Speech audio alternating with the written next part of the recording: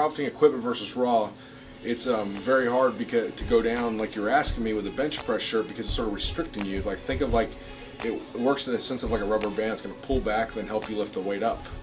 So the difference is between raw and equipped. For instance, one time the man who held the world record raw and equipped simultaneously, he was doing about 713 raw, 715 raw, then over 1,100 pounds with a shirt. So there's a huge discrepancy there, and there's been other reports of the the initial guy, Gene Rychek, that would do 1,000 pounds raw. I don't know if he's hitting 600 raw. 1,000 pounds in a suit, doing 600 raw. So there's the issue is when we compare the records. When you say it's an all-time world record, it's you need to specify what it is, because it's not necessarily like we're not looking good, bad, evil versus good, or some sort of high horse nobility.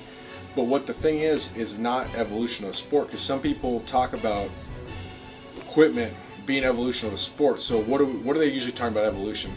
Is it microevolution? Microevolution would be a very gradual change over time, like Darwin's finches.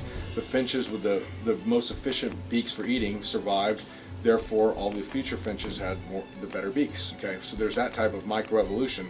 That would be things such as like better shoes for squatting, better stiffer bar, maybe even a little bigger bar, because like Bill Kazmaier would have trouble getting a squat bar, and his shoulders would be sore for bench pressing. So that's not changing the lift and making it, it's making it, it's not like it's actually like spring loading the lift, it's just making it a little more lifter friendly without just giving pounds away. Okay, then there's macroevolution. That's an abrupt change over time. So like think, there starts off of, some sort of microorganism, a pile of goo, eventually, evolves into a mammal type of thing, through the goo to the zoo to you, like that type of evolution. Okay, so that's more what would happen there. But here's the key to all these types of evolution is survival of the fittest.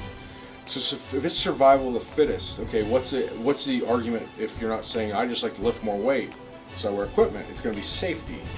But if it's survival of the fittest, if it is safer, I would say the NFL would be safer if they went to touch football.